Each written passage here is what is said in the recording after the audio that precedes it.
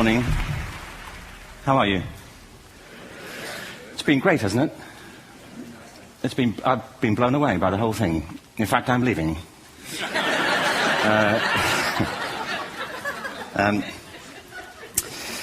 There have been three themes, haven't there, running through the conference, which are relevant to what I want to talk about. One is the extraordinary evidence of human creativity in all of the presentations that we've had and in all the people here. Just the variety of it and the range of it. The second is that it's put us in a place where we have no idea what's going to happen in terms of the future. No idea how this may play out. I have an interest in education. Actually, what I find is everybody has an interest in education. Don't you? I find this very interesting. If you're at a dinner party and you say you work in education, actually, you're not often at dinner parties, frankly. If you work in education, you're not asked, and you're never asked back, curiously. That's I think it strikes me. But if you are, and you say to somebody, they say, what do you do? And you say, you work in education, you can see the blood run from their face. They think, oh my God, why me? It's my one night out all week. But if you ask people about their education, they pin you to the wall. Because it's one of those things that goes deep with people. Am I right? Like religion and money and other things. So I have a big interest in education, and I think we all do. We have a huge vested interest in it, partly because it's education that's meant to take us into this future that we can't grasp. If you think of it, children starting school this year will be retiring in 2065. Nobody has a clue, despite all the expertise that's been on parade for the past 4 days, what the world will look like in 5 years' time. And yet we're meant to be educating them for it.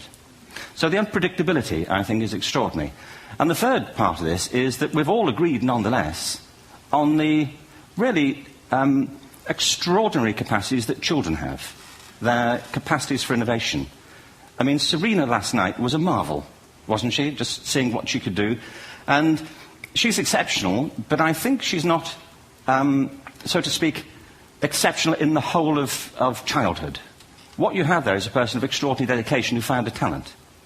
And my contention is all kids have tremendous talents, and we squander them pretty ruthlessly. So I want to talk about education, and I want to talk about creativity. My contention is that creativity now is as important in education as literacy, and we should treat it with the same status. Thank you.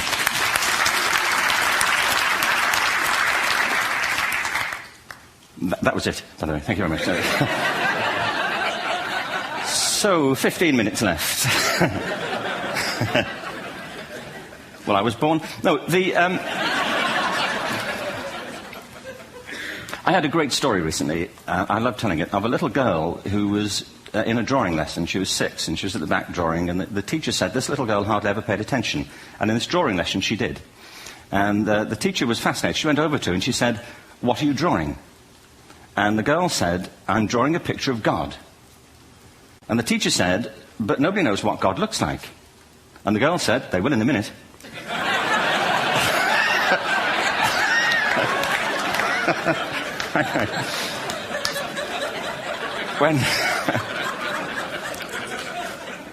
When my son was 4 in England, actually he was 4 everywhere, to be honest. I mean,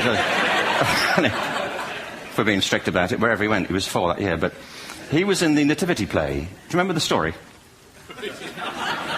No, it was big. It was a big story. Mel Gibson did the sequel. You may have seen it. I don't know. It was Nativity 2. But James got the part of Joseph, which we were thrilled about. We consider this to be one of the lead parts. We had the place crammed full of agents and T-shirts, James Robinson is Joseph. He didn't have to speak, but do you know the bit where the 3 kings come in? They come in bearing gifts, and they bring gold, frankincense, and myrrh. This really happened. We're sitting there, and they, I think, just went out of sequence. Because we talked to the little boy afterwards and said, are you okay with that? And they said, yeah, why was that wrong? They just switched. I think that was it. Anyway, the 3 boys came in, little 4-year-olds with tea towels on their heads, and they put these boxes down. The first boy said, I bring you gold. And the second boy said, I bring you myrrh. And the third boy said, Frank sent this.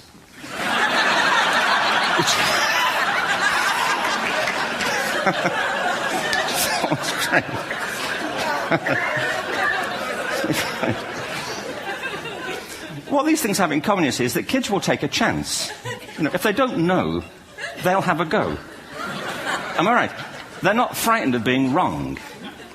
Now, I don't mean to say that being wrong is the same thing as being creative. What we do know is, if you're not prepared to be wrong, you'll never come up with anything original. If you're not prepared to be wrong. And by the time they get to be adults, most kids have lost that capacity. They have become frightened of being wrong. And we run our companies this, by the way. We stigmatize mistakes. And we're now running national education systems where mistakes are the worst thing you can make. And the result is that we are educating people out of their creative capacities. Picasso once said this. He said that all children are born artists. The problem is to remain an artist as we grow up. I believe this passionately, that we don't grow into creativity, we grow out of it. Or rather, we get educated out of it. So why is this? I lived in Stratford-on-Avon until about 5 years ago. In fact, we moved from Stratford to Los Angeles. So you can imagine what a seamless transition, this was from LA. Actually, we lived in a place called Snitterfield, just outside Stratford, which is where Shakespeare's father was born. Are you struck by a new thought? I was. You don't think of Shakespeare having a father, do you? Do you? Because you don't think of Shakespeare being a child. Do you? Shakespeare being 7. I never thought of it. I mean, he was 7 at some point. He was in somebody's English class, wasn't he? Do you understand? Really? How annoying would that be?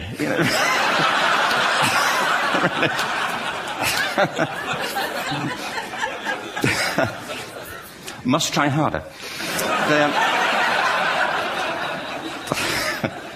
Being sent to bed by his dad to Shakespeare. Go to bed now, to William Shakespeare, and put the pencil down, and stop speaking like that. It's confusing everybody.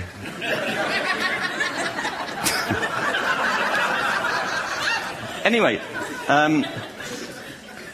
we moved from Stratford to Los Angeles, and I just want to say a word about the transition. Actually, my son didn't want to come. I've got 2 kids. He's 21 now, and my daughter's 16. He didn't want to come to Los Angeles. He loved it, but he had a girlfriend in England. This was the love of his life, Sarah. He'd known her for a month. Mind you, they'd had their 4th anniversary by then, because it's a long time when you're 16. Anyway, he was really upset on the plane. He said, "I'll never find another girl like Sarah." And we were rather pleased about that, frankly, because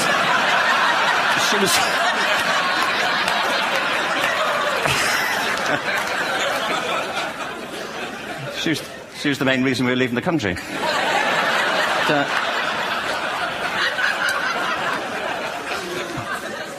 But something strikes you when you move to America and when you travel around the world. Every education system on Earth has the same hierarchy of subjects.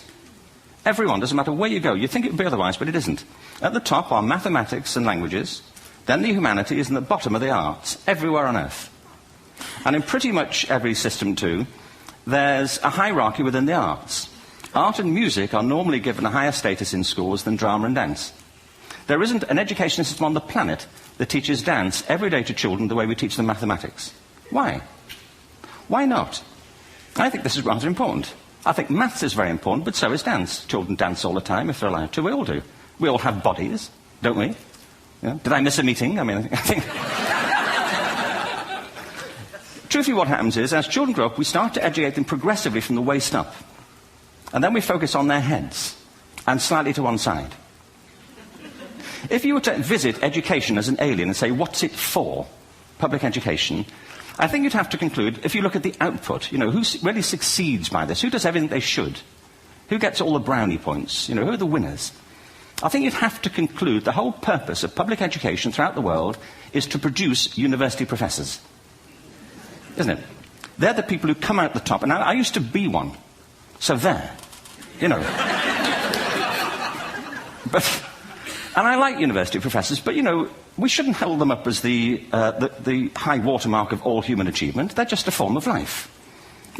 Another form of life. But they're rather curious, and I say this out of affection for them. There's something curious about professors. In my experience, not all of them, but typically, they live in their heads. They live up there, and slightly to one side. They're disembodied, in a kind of literal way. They look upon their body as a form of transport for their heads. It's... Don't they? It's a way of getting their head to meetings.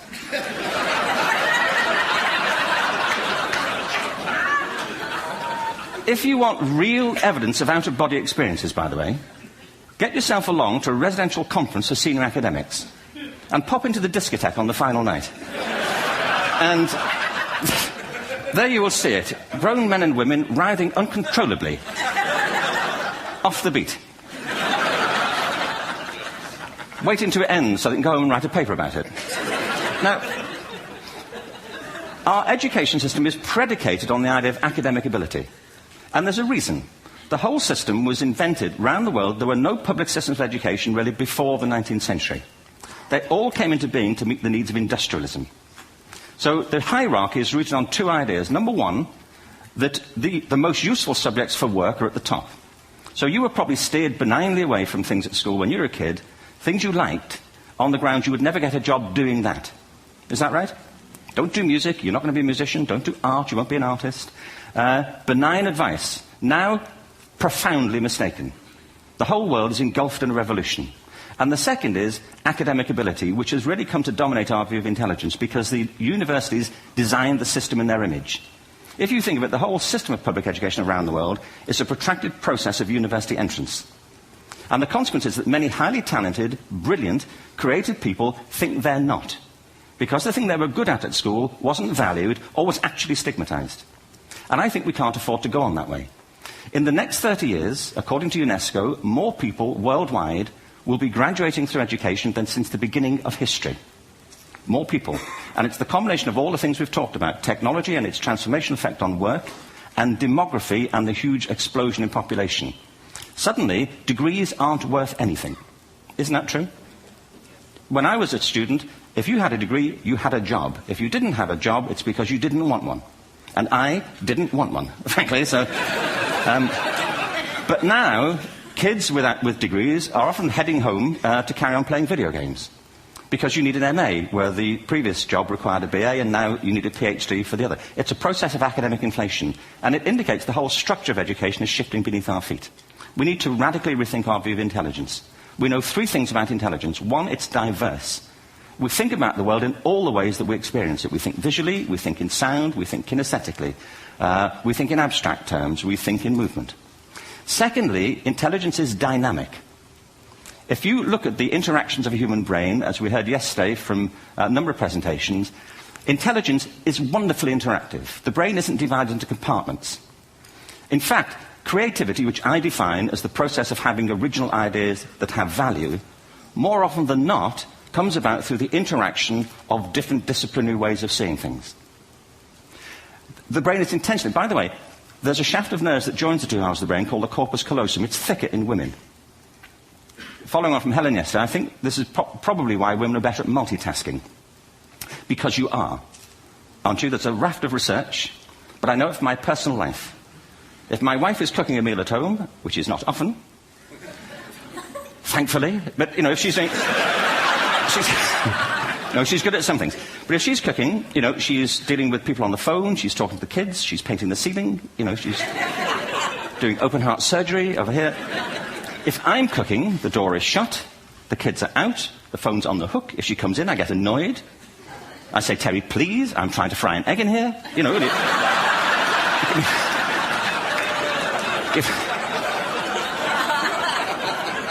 Give me a break. Actually, there was do you know that old philosophical thing? If a tree falls in a forest and nobody hears it, did it happen? Remember that old chestnut? I saw a great T-shirt, really, recently, which said, if a man speaks his mind in a forest and no woman hears him, is he still wrong?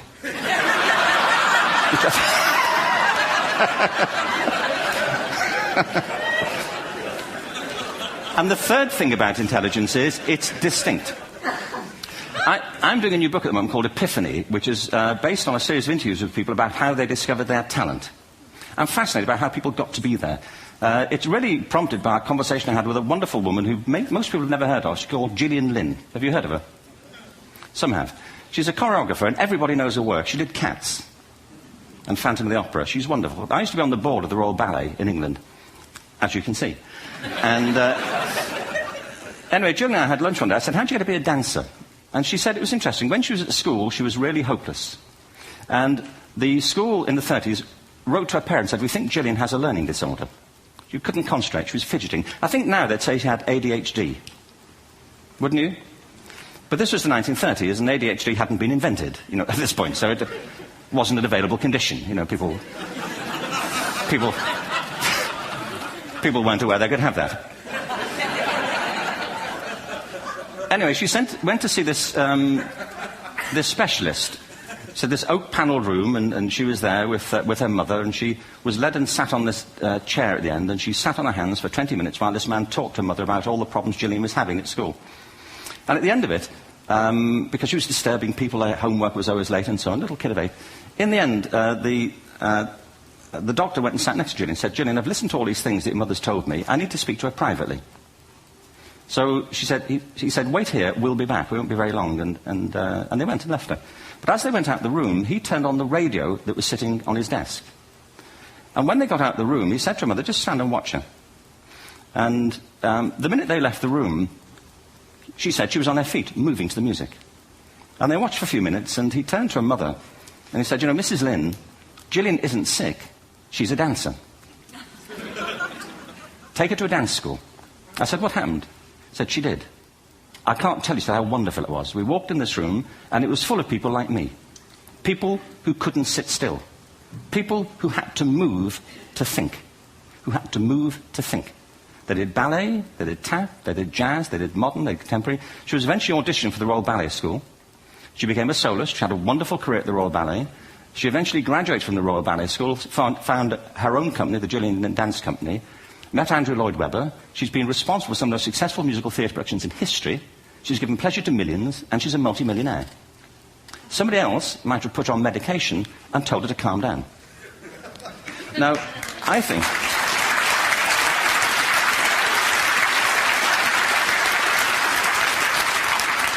What I think it comes to is this. Al Gore spoke the other night about ecology and the revolution that was triggered by Rachel Carson.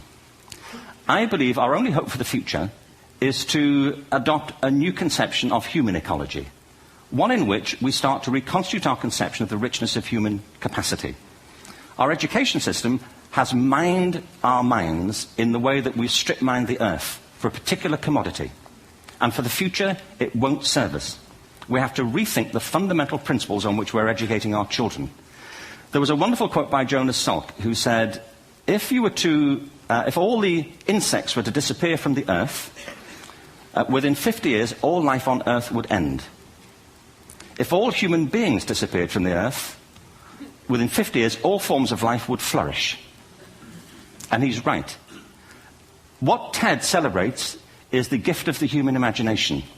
We have to be careful now that we use this gift wisely and that we avert some of the scenarios that we've talked about. And the only way we'll do it is by seeing our creative capacities for the richness they are and seeing our children for the hope that they are. And our task is to educate their whole being so they can face this future. By the way, we may not see this future, but they will. And our job is to help them make something of it. Thank you very much. Bravo. Here, here. Good.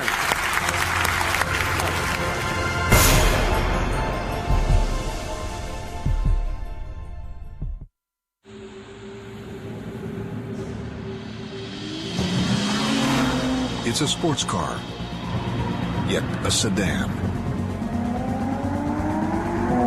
Powerful, yet fuel efficient. Modern, yet timeless.